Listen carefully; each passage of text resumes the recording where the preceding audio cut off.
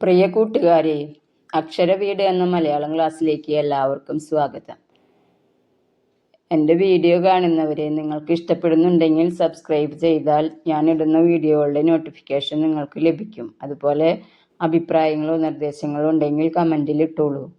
ഇന്ന് നമ്മൾ പരിചയപ്പെടുന്നത് അടിസ്ഥാന പാഠാവലിയിലെ പെരുമഴയത്ത് എന്ന പാഠഭാഗമാണ്.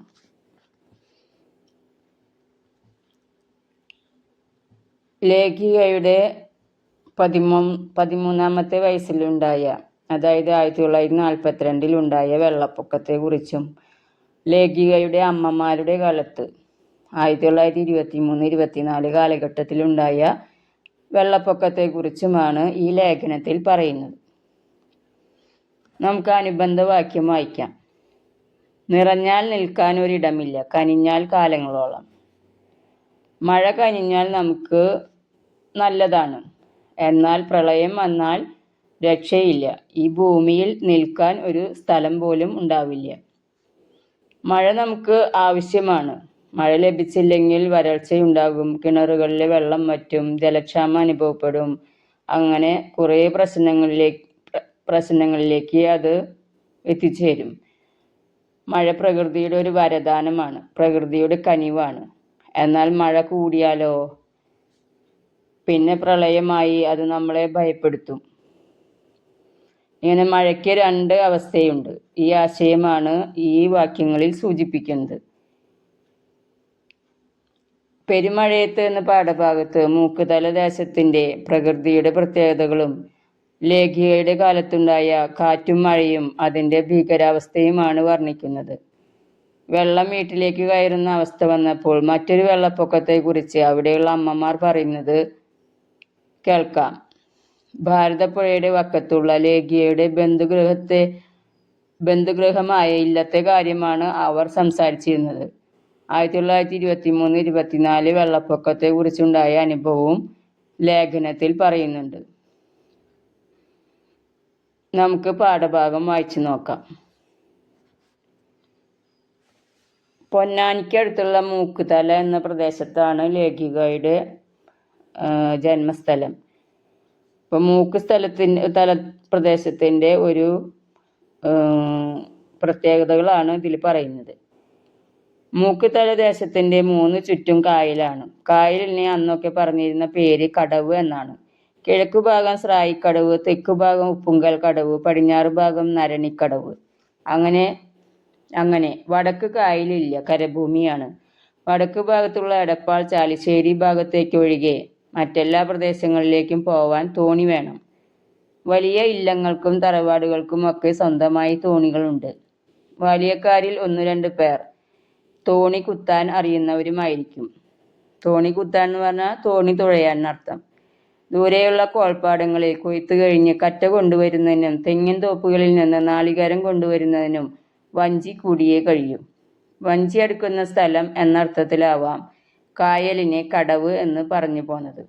അപ്പം മൂക്കുതല പ്രദേശത്തിൻ്റെ ഒരു പ്രത്യേകതയാണ് ഈ പാരഗ്രാഫിൽ പറഞ്ഞത്. അതിൻ്റെ 3 ഭാഗവും കായലാണ്, ഒരു ഭാഗം മാത്രമേ കരഭൂമിയുള്ളൂ. അപ്പം മിക്ക തറവാടുകൾക്കും അന്ന് സ്വന്തമായിട്ട് വഞ്ചികളുണ്ട്. ആ വഞ്ചികളിലാണ് അവർ തെങ്ങിൻ തോപ്പിൽ നിന്ന് നാളികേരം കൊണ്ടുവരുന്നതും പിന്നെ കൊയ്ത്ത് കഴിഞ്ഞാൽ കറ്റ കൊണ്ടുവരുന്നതൊക്കെ വഞ്ചികളിലായിരുന്നു. കായൽ വറ്റിച്ചാണ് കൃഷി ഇറക്കുക. ഒറ്റപ്പൂവലാണ് കൃഷി, പുഞ്ച എന്നാണ് പറയുക. കായലിൽ ആദ്യം വലിയ ബണ്ട് കെട്ടും. ഒരു തോട് കീറി വെള്ളം അതിലേക്ക് മാറ്റും. ചക്രം ചവിട്ടിയാണ് വെള്ളം തേവി മാറ്റുക. ബണ്ടിൻ്റെ അടുത്ത് നിരനിരയായി 20-30 ചക്രങ്ങൾ ഉണ്ടാവും. പണിക്കാർ ഊഴമിട്ട് രാത്രിയും പകലും ചക്രം ചവിട്ടി വെള്ളം തേവിക്കൊണ്ടിരിക്കും. പൊതുവെ തുലാമാസത്തിലാണിത്. ചവിട്ടുന്നതിൻ്റെ അധ്വാനം അറിയാതിരിക്കാൻ അവർ പാടിക്കൊണ്ടിരിക്കും.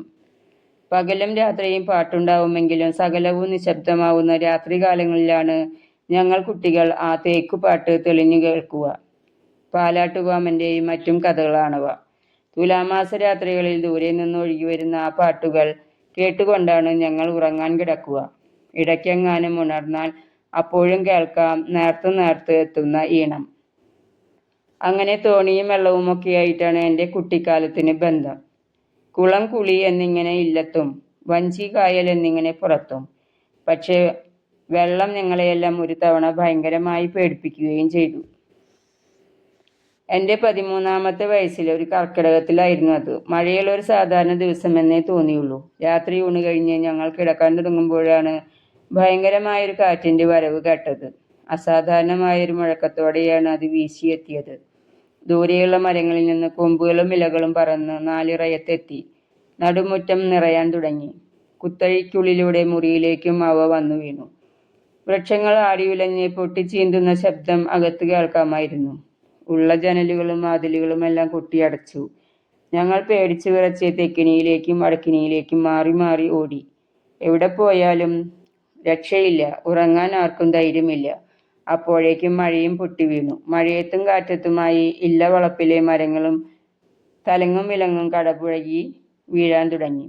മരം വീഴുന്ന കൂറ്റനലർച്ച ഇടവിട്ട് കേൾക്കാം. ഭാഗ്യത്തിന് എന്തുകൊണ്ടോ ഇല്ലത്തിൻ്റെ മേൽപ്പുരയിലേക്ക് മരമൊന്നും വന്നു വീണില്ല.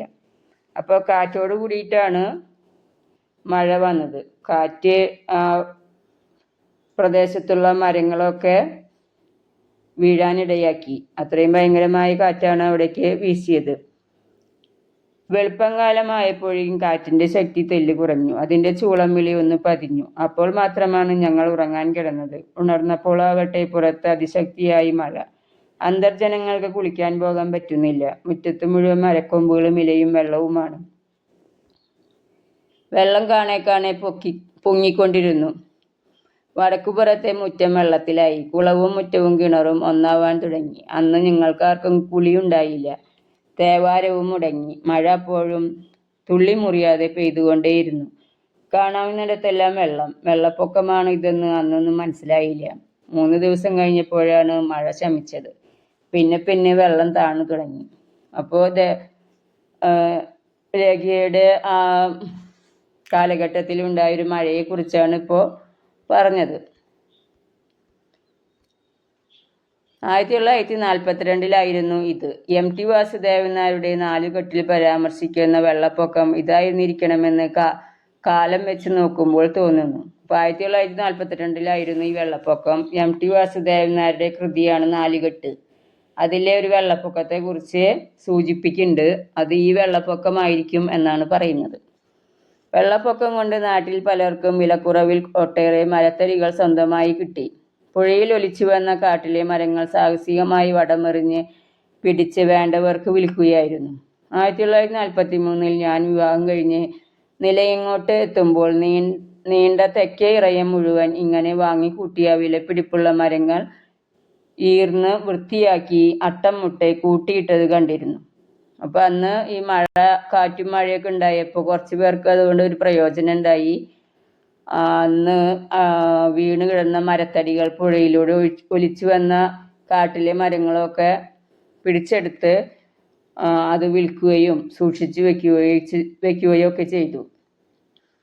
വെള്ളം വന്ന് വാതിൽപ്പടിയിൽ തൊട്ട ദിവസങ്ങളിൽ അമ്മമാർ തമ്മിൽ സംസാരിച്ചു കൊണ്ടിരുന്നത് അതിനു മുമ്പ് നടന്ന മറ്റൊരു വെള്ളപ്പൊക്കത്തെക്കുറിച്ചായിരുന്നു.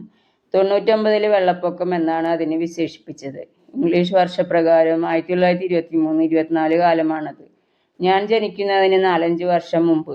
ഭാരതപ്പുഴയുടെ വക്കത്തുള്ള ഞങ്ങളുടെ ഒരു ബന്ധുഗൃഹമായ ഇല്ലത്തെ കാര്യമാണ് അമ്മമാർ തമ്മിൽ പറഞ്ഞുകൊണ്ടിരുന്നത്. ഭയങ്കരമായ മഴയോടൊപ്പം ഒരു സന്ധ്യാനേരത്ത് പെട്ടെന്ന് വെള്ളം പൊങ്ങാൻ തുടങ്ങിയത്. പുറം വെള്ളം ഏന്തി വരുന്നത് എന്നേ ആദ്യം എല്ലാവരും കരുതിയുള്ളൂ. പക്ഷേ വെള്ളത്തിൻ്റെ തള്ളിക്കയറ്റം അങ്ങനെയൊന്നും കലാശിച്ചില്ല. തൊടി മുഴുവൻ വിഴുങ്ങിയ വെള്ളം ഉമ്മറപ്പടിയിലെത്തി. കുട്ടികൾ സന്തോഷിച്ചു. അവരുടെ മേല് കഴുകൽ ഉമ്മറപ്പടിയിൽ വച്ചാവാമല്ലോ. എന്നാൽ നോക്കി നിൽക്കെ ഉമ്മറപ്പടിയും കടന്ന് വെള്ളം അകത്തേക്ക് കയറിയെത്തി. അകത്തെ ചുമരുകൾക്കിടയിൽ വെള്ളം ഓളം വെട്ടി. വാതിലുകളെല്ലാം മലർക്കെ തുറന്നിട്ടു. കാറ്റ് വരുമ്പോൾ വാതിൽ അടയ്ക്കുക, വെള്ളം വരുമ്പോൾ വാതിൽ തുറക്കുക എന്നതായിരുന്നു അന്നത്തെ ഒരു നാട്ടറിവ്. ഇടനാഴികളിലാണ് വെള്ളത്തിൻ്റെ കുത്തും തള്ളലും ഏറെ ശക്തമായത്. എല്ലാവരും മുകളിലെത്തി. പാത്രങ്ങളും മുകളിലേക്ക് കയറ്റി. വെള്ളവും കോണിപ്പടി കയറി വരാൻ തുടങ്ങി. ജീവൻ രക്ഷിക്കാനുള്ള വഴിയെക്കുറിച്ച് മാത്രമായി ചിന്ത. രാത്രി മുഴുവൻ അവർ മുകൾ നിലയിൽ കഴിച്ചു. പിന്നീട് തോണിയുമായി വന്ന നാട്ടുകാർ അവരെ രക്ഷപ്പെടുത്തുകയായിരുന്നു. അപ്പോൾ 1923-24 കാലഘട്ടത്തിലെ വെള്ളപ്പൊക്കത്തെക്കുറിച്ചാണ് പറഞ്ഞത്. അപ്പോൾ ആ കാലത്ത് ഉണ്ടായ വെള്ളപ്പൊക്കത്തിൽ അവർ വളരെയധികം ഭയപ്പെട്ടു. ഇത് വായിക്കുമ്പോൾ നമുക്ക് 2018 നമ്മൾ അനുഭവിച്ച വെള്ളപ്പൊക്കമാണ് ഓർമ്മ വരുന്നത്. ദേവിക നിലയങ്ങോട്. മഴക്കാലം, മഴയുടെ രസവും രഹസ്യങ്ങളും. മഴവെള്ളം എന്ന ലേഖനത്തിൽ നിന്ന്. Editor Tom J Mangattu.